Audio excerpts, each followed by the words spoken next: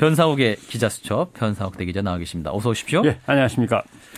오늘은 우버 택시 얘기를 해보겠습니다. 예. 현재 영업 중인 유사콜 택시 우버가 사업 신고 미필로 고발을 당하게 됐죠. 그렇죠. 우버 택시가 영업을 처음 시작한 게 2013년 8월 스마트폰 애플리케이션을 이용해서 이제 호출을 하면 근처에 있는 차량을 찾아서 연결해주는 위치 정보 관련 서비스업입니다. 그렇다면 우리나라의 위치 정보법에 따라서 방송통신위원회에 상호, 사무소 소재지, 사업의 종류, 주요 설비 등을 신고를 했어야 되는데 신고된 것이 없다는 거죠. 예. 방송통신위원회는 우버 택시가 위치정보 보호 및 이용에 관한 법률 위반이라고 판정하고 검찰에 이제 형사 고발한다는 겁니다. 그렇다면 이제 우버 택시는 검찰에 의해서 서비스가 운수사업법 위반이라고 기소가 된 것이고 또 서울시는 포상금 지급까지 얘기하고 있고 또 이제 방통위까지 상대를 해야 되는 거네요. 네, 그렇죠. 이 정도 두들겨 맞으면 과연 우버 택시는 넉다운 되는가? 그러나 우버 쪽에서는 아주 꿋꿋하게 물러설 기미가 없습니다. 예.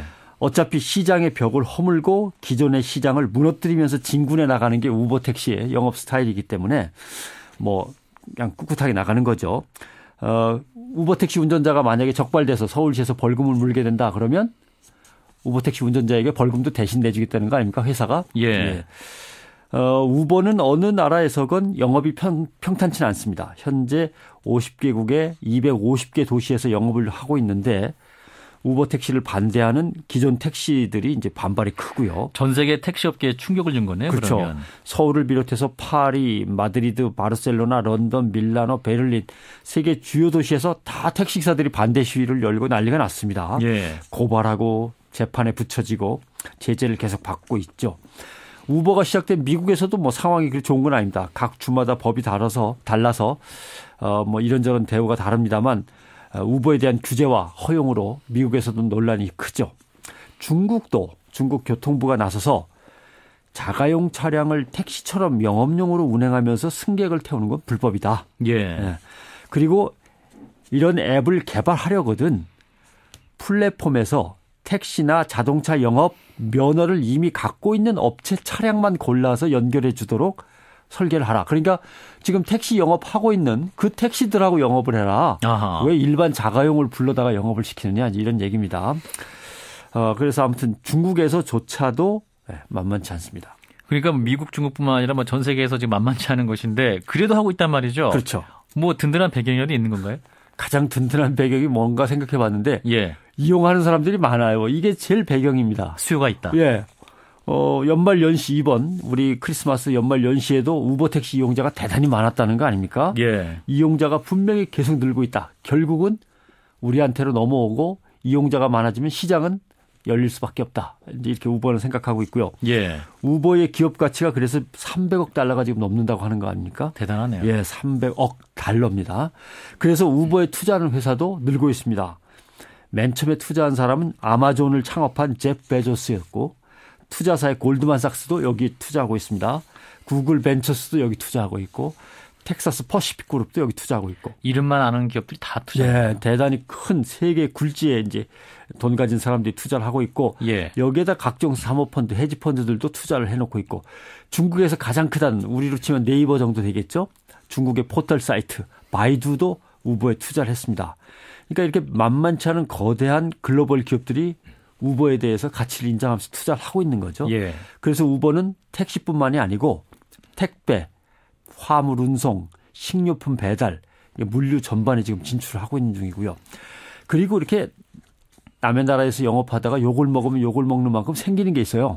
노이즈 마케팅이라고. 시끄러지면 무슨 일인데 하면서 보게 우버가 되고. 뭔데? 예, 예. 이렇게 되는 거죠. 당분간은 불법이라고 비난을 받으면 받을수록 우버는 유리합니다, 사실. 그래서 우버가 뭔지도 모르는 사람들이 우버 서비스를 알게 되고 결국 나한테 편리한가? 편리하네. 이렇게 되면은 이제 그거 허용하는 게 어때? 하면서 자꾸 이용하면서 여론이 생기고 여론을 이용해서 규제의 벽을 뚫고 들어가는 거죠.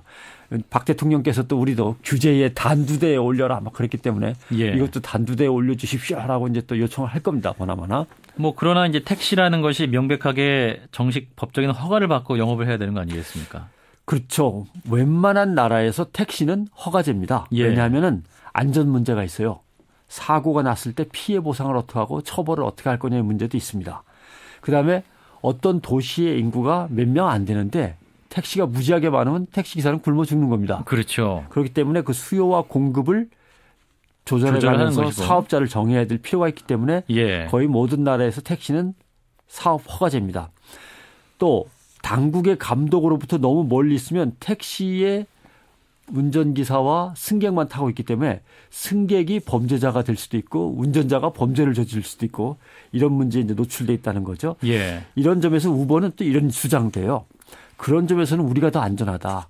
왜냐하면 그냥 택시는 택시 세워갖고 타고 가는 거지만 우리는 위치 추적을 해가지고 택시와 승객의 위치 추적 기능을 달고 있기 때문에 차라리 더 안전하다. 이런 주장도 합니다. 예.